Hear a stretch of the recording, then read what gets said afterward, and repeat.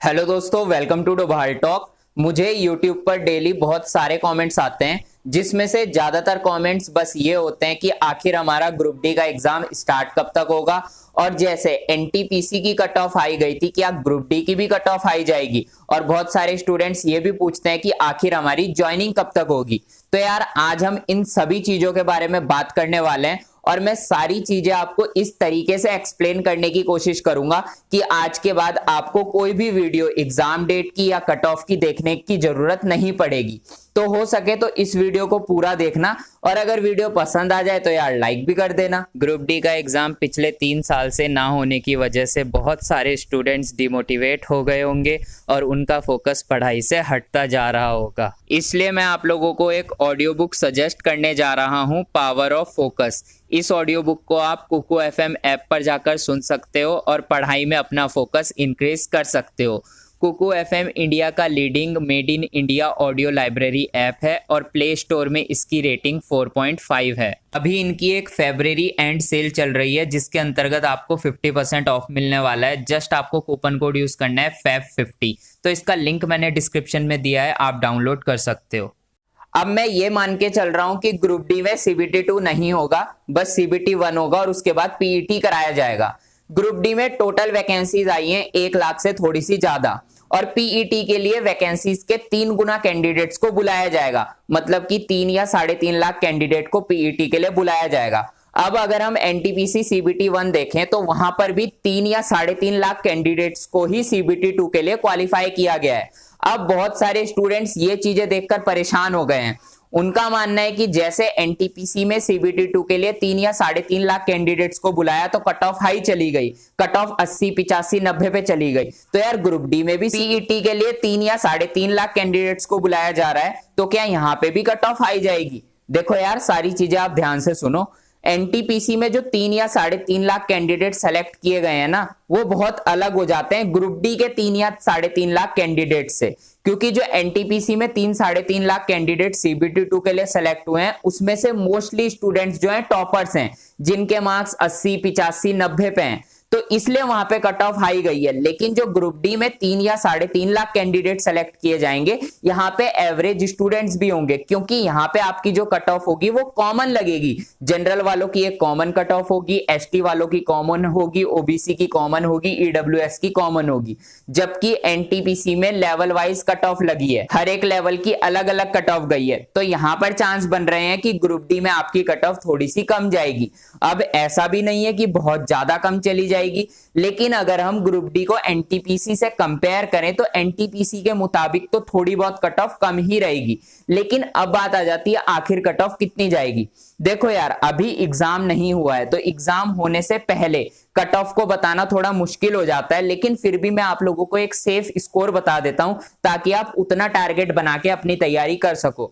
देखो कोशिश करना कि आपके मार्क्स 70 रॉ मार्क्स से ज्यादा आए ग्रुप डी एग्जाम में, और अगर 65 प्लस रॉ मार्क्स भी आपके बन रहे हैं तो बहुत अच्छा है। अगर आपके मार्क्स मॉक टेस्ट में 65 से कम बन रहे हैं या 70 से कम बन रहे हैं, तो किसी भी हालत में कोशिश करो कि 70 से ऊपर ही आपके मार्क्स आए मॉक टेस्ट में।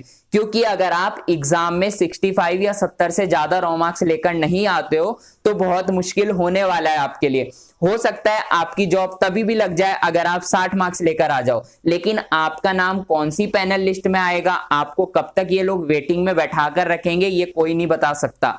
तो अगर आप लोग चाहते हो कि जल्द से जल्द आपको ज्वाइनिंग मिले और आपकी नौकरी पक्की हो, तो कोशिश करना 65 से ज्यादा ही रॉ मार्क्स आप लेकर आओ। लेकिन अब बात आ जाती है आखिर ग्रुप डी का एग्जाम स्टार्ट कब तक होगा। देखो अभी तो 4 मार्च को कमेटी अपना रिकमेंडेशन देगी, तो कमेटी के रिकमेंडेशन देते ही ऐसा नहीं होगा कि ग्रुप डी का एग्जाम ये लोग स्टार्ट करा देंगे। उसके बाद थोड़ा टाइम लगने वाला है, लगभग 20 से 25 दिन ये लोग लेंगे, डिसीजन लेंगे। उसके बाद आपको आगे का प्रोसीजर बताएंगे कि ये लोग क्या करने वाले हैं। उसके बाद एनटीपीसी का एग्जाम होगा और जब एनटीपीसी का एग्जाम हो जाएगा उसके बाद ही ग्रुप डी का एग्जाम स्टार्ट कराया जाएगा। बहुत सारे स्टूडेंट्स ये भी बोल रहे थे कि अब तो एजेंसी चेंज है, NSCIT एग्जाम ले रही है ग्रुप डी का और TCS ले रही है NTPC का, तो क्या ये दोनों एग्जाम एक साथ हो सकते हैं? देखो यार दोनों एग्जाम एक साथ होने बहुत मुश्किल है, क्योंकि दोनों ही बड़े लेवल के एग्जाम है।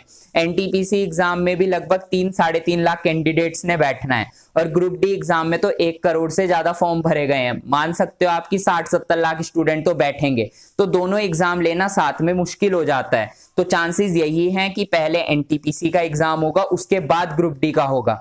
अब 4 मार्च को जब रिकमेंडेशन आएगा, उसके बाद जो भी ये लोग डिसीजन देते हैं, उसके 20 या 25 दिन के बाद ये लोग एनटीपीसी का एग्जाम स्टार्ट कराएंगे। और जब एनटीपीसी का एग्जाम हो जाएगा ना, उसके बाद ग्रुप डी का ये लोग नोटिस जारी करेंगे। नोटिस आने के बाद 10 से 12 दिन के बाद आप लोगों के एडमिट कार्ड आते हैं और उसके बाद एग्जाम स्टार्ट होता है। तो आप लोग मान सकते हो कि अप्रैल लास्ट में जाके या फिर अप्रैल के बाद ही आप लोगों का एग्जाम स्टार्ट होने वाला है। लेकिन मैंने आप लोगों को बताया है, चाहे एग्जाम आपका कभी भी स्टार्ट हो, आपको अप्रैल तक अपनी तैयारी पूरी रखनी है। क्योंकि रेलवे अभी 2-3-4 महीने से कुछ ऐसा कर रहा है कि ये एकदम से नोटिस दे रहा है। अभी कुछ नहीं पता कि नोटिस कब देगा और हो सकता है कल नोटिस आ जाए। ये सडनली चीजों को कर रहा है। तो आप कोशिश करना कि अप्रैल में अपनी तैयारी पूरी कर लो। अब बात आती है कि आखिर आप लोगों की ग्रुप डी की ज्वाइनिंग कब तक होगी। मैंने YouTube में बहुत सारी वीडियोस देखी है जिसमें बहुत सारे लोग बता रहे हैं कि ग्रुप डी की ज्वाइनिंग आपको 2022 के लास्ट तक मिल जाएगी, लेकिन ऐसा मुझे नहीं लगता है। मान लो आप लोगों का ग्रुप डी का एग्जाम मई में भी स्टार्ट हो जाता है ना, तो कम से कम 3 महीने एग्जाम चलेगा। जून, जुलाई, अगस्त तक तो आपका एग्जाम चलेगा। अगस्त में जब एग्जाम खत्म हो जाएगा, उसके 1 महीने के बाद तो आप लोगों का रिजल्ट आएगा। अगर सितंबर में भी रिजल्ट आ जाता है तो उसके बाद अक्टूबर नवंबर में आपका पीईटी होगा। फिर पीईटी का रिजल्ट आएगा तो यार 2022 तो खत्म ही हो गया। कैसे 2022 में आप लोगों को ज्वाइनिंग मिलेगी? 2022 में ज्वाइनिंग मिलने के चांसेस बहुत कम है। अब बात आती है 2023 की, तो 2023 में फरवरी, मार्च या अप्रैल में जाकर उन स्टूडेंट्स को ज्वाइनिंग मिल जाएगी जिनके अच्छे रॉ मार्क्स लेकर आए हैं, जिनके नॉर्मलाइज मार्क्स भी अच्छे हैं और जिनका पहली दूसरी पैनल लिस्ट में नाम आ चुका है, उनको ज्वाइनिंग मिल जाएगी। और जो ऐसे स्टूडेंट्स हैं जिनके मार्क्स कम है, जिनका नाम पहली या दूसरी या तीसरी पैनल लिस्ट तक नहीं आया है, उनको वेटिंग में रुकना पड़ सकता है और हो सकता है उनकी ज्वाइनिंग 2023 के लास्ट तक हो या फिर 2024 में जाकर हो। तो ये सारी चीजें इस चीज पे डिपेंड करती है कि आप ग्रुप डी में कितने रॉ मार्क्स लेकर आते हो। तभी मैंने आप लोगों को कहा कोशिश करना 65 से कम मार्क्स आपके ना आए। ज्यादा कितने भी आ जाएं आपका फायदा ही है। ऐसा तो है नहीं कि अगर आप 80 मार्क्स ला रहे हो तो आपका कोई नुकसान है। तो कोशिश करना जितने ज्यादा हो सके उतने मार्क्स आप लेकर आओ। अब बहुत सारे स्टूडेंट ये भी कमेंट करते हैं कि अगर हम 80 या 90 मार्क्स ही लेकर आ पाते होते तो क्या हम ग्रुप डी की तैयारी करते? हम तो आईएसपीसीएस की तैयारी करते। लेकिन यार आप मेरी एक बात सुनो, आजकल ना छोटी से छोटी सरकारी नौकरी लेना भी बहुत डिफिकल्ट हो चुका है। ग्रुप डी की नौकरी तो बहुत अच्छी हो गई।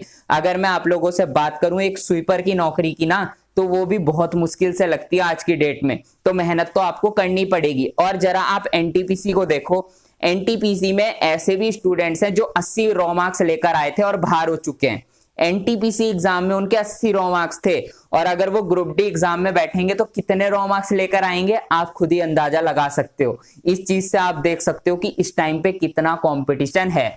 बात ये भी सच है कि बहुत सारे स्टूडेंट्स डिमोटिवेट होकर बाहर हो जा रहे हैं, पर बात ये भी सच है कि जो एनटीपीसी में सिलेक्शन नहीं ले पाया वो ग्रुप डी में पूरी जान लगाने वाला है। तो आपने कोशिश करनी है ज्यादा से ज्यादा मार्क्स आप लेकर आओ। और बात रही नई वैकेंसीज की, तो वो भी आप लोगों को बहुत जल्द दिखाई देगी। हो सकता है 2022 के लास्ट या 2023 में आप लोगों को रेलवे में नई वैकेंसीज भी देखने को मिल जाए। तो अपनी मेहनत करते रहो, डिमोटिवेट मत हो, फालतू लोगों की बात मत सुनो, पढ़ाई करो पढ़ाई करो पढ़ाई करो और ज्यादा से ज्यादा मार्क्स लाने की कोशिश करो। मिलते हैं अपनी नेक्स्ट वीडियो में, तब तक के लिए बाय।